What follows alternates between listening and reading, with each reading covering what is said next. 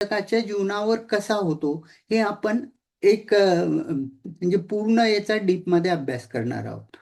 म्हणजे कसं असतं, आता अ, आपण एखाद्या ज्योतिषाकडे जातो आणि 90% ज्योतिषी हेच सांगतात की तुमच्या पहिल्या भावामध्ये रवी आहे, तर मग त्यामुळे तुम्हाला असं झालं, त्यामुळे तुम्हाला हे फळ मिळालं. तुमच्या दुसऱ्या भावात रवी आहे, त्यामुळे तुम्हाला हे फळ मिळालं आणि त्यामुळे तुमचं हे असं असं झालं. तर हे जे प्रत्येक भावात जो ग्रह आहे, त्या ग्रहाचं वेगवेगळं कारकतत्व आणि फलादेश करताना हे सगळ्या गोष्टी मिक्स करून मग आपल्याला तो फलादेश करायचा असतो.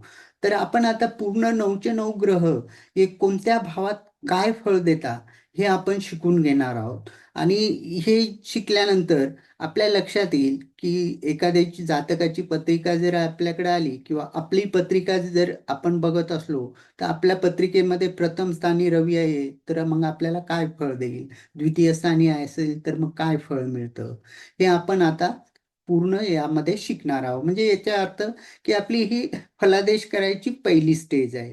आणि असं करत करतच मग आपण पूर्ण कुंडलीचा फलादेश करू शकतो. तर आता आपण बघणार आहोत, सुरुवात करणार आहोत की प्रथम भावामध्ये रवी म्हणजे सूर्य जर असेल तर जातकाला काय फळ मिळतं. आता हे ज्यावेळेस आपण बघतो त्यावेळेस पहिली गोष्ट आपल्याला त्या तो जो भाव आहे त्या भावाचं कारक तत्व आपल्याला माहिती असणं गरजेचं असतं.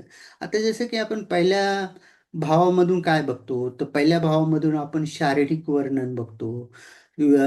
जातक कसं असेल, त्याचं व्यक्तिमत्व कसं असेल हे बघतो. त्यानंतर त्याचं कॉन्फिडन्स लेवल कसं असेल आणि त्याच्यानंतर त्याचा जीवनाकडे बघण्याचा दृष्टिकोन कसा असेल, त्याची रोग प्रतिकारक शक्ती कशी असेल, हे आपण पहिल्या भावापासून बघत असतो.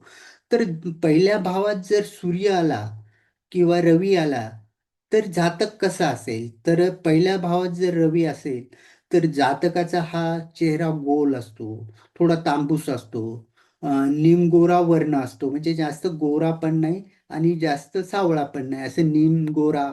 आणि पिंगट केस असतात, केस कमी असतात आणि दिसायला तो एखाद्या राजाप्रमाणे असतं. त्याची पर्सनॅलिटी चांगली असते कारण सूर्य हा राजाचा कारक आहे. त्यामुळे त्याची तांबूस डोळे असतो आणि त्याचा सूर्य हा आत्मविश्वासाचा पण कारक आहे. आणि पहिल्या भावातून आपण व्यक्तिमत्व बघतो, तर अशा व्यक्तींचा आत्मविश्वास हा खूप स्ट्रॉंग असतो. त्यांचे कॉन्फिडन्स लेवल खूप स्ट्रॉंग असते.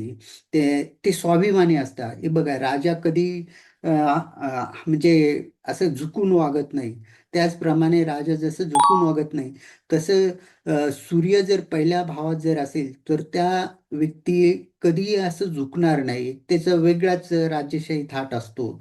त्याचा कॉन्फिडन्स लेवल फार ते असतो, स्वाभिमानी असतो, ते अहंकारी असतो.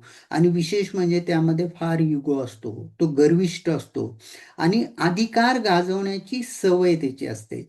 म्हणजे जसं आपण बघितलं की एखाद्या घरामध्ये एखाद्याचा अधिकार असतो. प्रत्येक घरामध्ये कोणाचा न कोणाचा अधिकार असतो. म्हणजे कोणतीही गोष्ट जर करायची असेल, आपल्याला काही करायचं असेल घरामध्ये किंवा कोणताही निर्णय घ्यायचा असेल, तर आपल्याला त्या व्यक्तीला पहिलं विचारावं लागतं, सांगावं लागतं आणि मग त्याचा परमिशन मिळाली तर मग आपण ती गोष्ट करतो.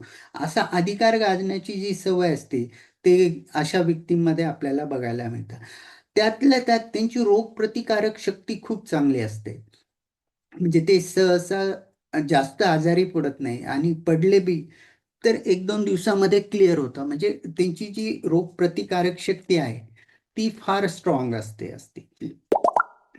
त्यानंतर लोकप्रिय आणि राजेशाही थाटात जगणारे हे लोक असतात, म्हणजे पॉप्युलर असतात असे.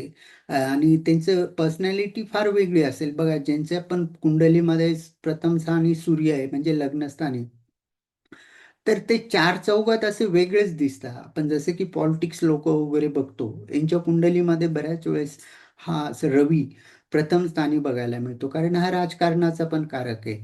तर असे व्यक्ती जे आहे ना, 25 ते 50 लोकांमध्ये एक वेगळेच दिसतील.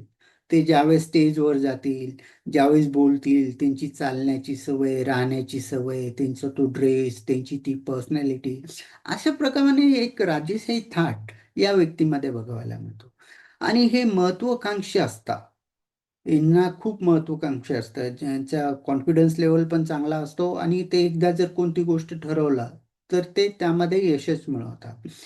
त्यानंतर हे लोक उच्च पदावर जाणारी लोक असतात. बघा, ज्यांचा पण सूर्य हा स्ट्रॉंग असेल तर ते गव्हर्नमेंट सर्वंटमध्ये पण आपल्याला सापडतात आणि उच्च पदावर जाण्यासाठी यांना सूर्य फार मदत करतो. हे मोठापणाची हौस असते यांना, असं चार चौघामध्ये आपलं कोणी नाव घ्यावं, यांना फार म्हणजे हौस वाटते. तर कोणती गोष्ट झाली की बुवा तुम्ही होते त्यामुळेच झाली आणि तुमच्यामुळेच हे घडून आलं, असं यांना एक गर्व असतो, युगो असतो, की चार चौघामध्ये आपल्याला चांगलं म्हणावं किंवा आपल्याला विचारल्याशिवाय काही करू नये. म्हणजे थोडक्यात म्हणजे मोठेपणाचे जे हौस असते, ती मोठेपणाची हौस यांच्याकडे आपल्याला यांच्या स्वभावामध्ये बघायला मिळते. आणि हे लोक परिस्थितीवर मात करणारे असतात. जी पण परिस्थिती येईल त्या परिस्थितीला सामोरे जाऊन त्यावर कितीही अडचणी आली तर त्या अडचणीतून हे मार्ग काढता आणि त्यांना यातून मार्ग बरोबर ते शोधून ते समोरची जी अडचण आहे ती अडचण ते दूर करता.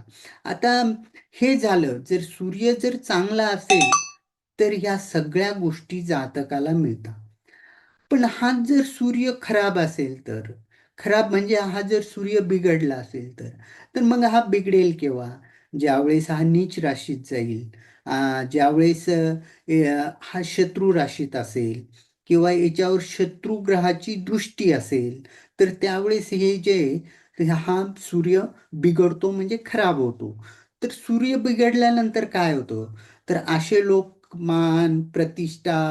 मान, सन्मान, पद, प्रतिष्ठा जी काही मिळणारी असते, त्यामध्ये यांना फार अडचणी येतात. यांना मान, प्रतिष्ठा, पद हे मिळताना खूप अडचणी येतात.